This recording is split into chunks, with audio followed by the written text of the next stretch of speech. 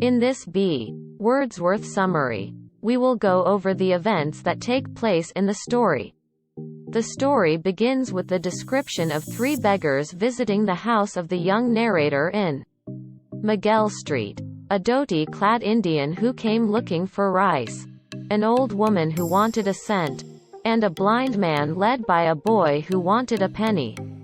One such strange visitor who came to the young narrator's house was a tidily dressed small man who only wanted to look at bees. The narrator's mother, suspicious of this man who spoke in good English, asked her son to keep a watch on the man as he watched the bees on their gru-gru palm trees. Together, the man and the narrator watched the bees, and he revealed to the young boy how he could watch inconsequential insects like the ants, scorpions, and centipedes for hours. It was during this first encounter that the strange man revealed his name and profession.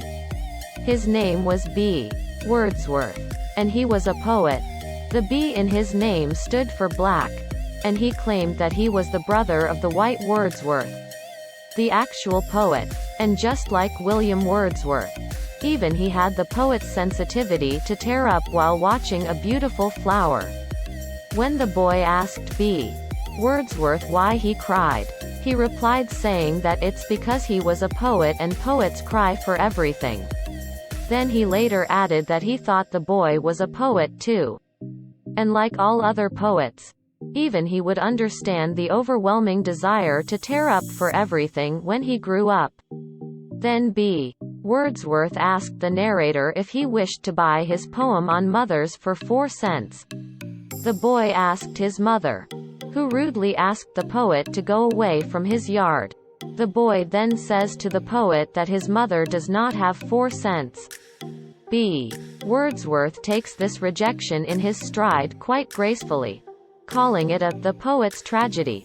He says that he goes around trying to sell his poetry in that manner. And although nobody buys his poetry, he does it anyway in hopes of observing new things and meeting fellow poets. A week later, the young boy meets the poet again, who invites him to his house to gorge on some juicy mangoes. The boy goes to the poet's one-room hut with a yard, and has 6 mangoes that stain his shirt. When he reaches his home, his mother beat him badly for returning home late. The young boy then cried and ran out of his house, running all the way to B. Wordsworth's house with a bleeding nose. The poet consoles the young boy and takes him out for a walk down St. Clair Avenue to the savannah and the race course. Then the poet lied down on the grass with the boy and asked him to look at the sky and observe how far the stars were from them. The boy then had a beautiful moment when he forgot all his anger and tears, focusing on how small he felt among all the stars, and yet so big and great at the same time. And while the two were stargazing, a policeman asked the poet what he was doing, to which the poet replied that he had been seeking that answer for 40 years himself. Wordsworth and the young boy soon became friends. One day the boy asked the poet why he never cleaned all the overgrown bush in his yard. Instead of directly answering the boy's question, B. Wordsworth told him a story of 2 poets who fell in love and got married.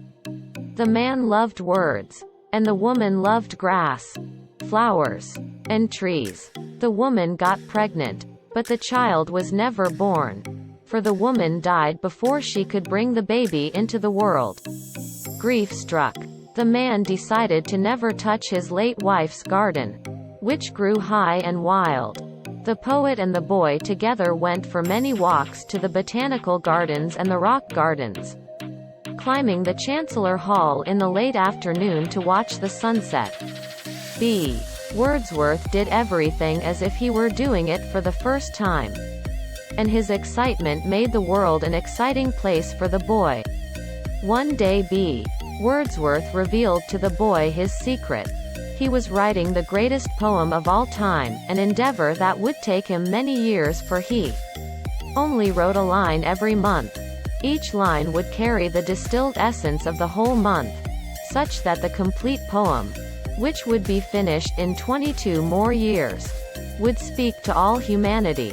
The friendship between the poet and the boy deepened with time, and they continued going on walks. However, the boy never heard of B. Wordsworth's greatest poem anymore. One day, intrigued, the boy asked him how he made his money. To this, the poet replied that he earned his livelihood singing calypsos in the calypso season. One day when the boy went to visit the poet, he found him lying on his bed looking so weak and old that it made the boy want to cry. He then informed the boy that his poem was not going well, and that he could no longer feel within him the power he felt when he was 20. Tears welled up in the boy's eyes as he could see death approaching his friend's shrinking face. Seeing the boy's sensitivity, the poet remarked that he knew that the boy had the poet's eyes with which he saw the world. B. Wordsworth then pulled the boy close to narrate to him a funny story. The only condition was that after listening to the story, the boy could never visit the poet again. Once the boy agreed, he began his story. He told the boy that his story about the poet couple was a made-up one. He further added that all his talk of poetry and writing the greatest poem in the world were also made up, and then asked the boy if that was the funniest thing he had heard.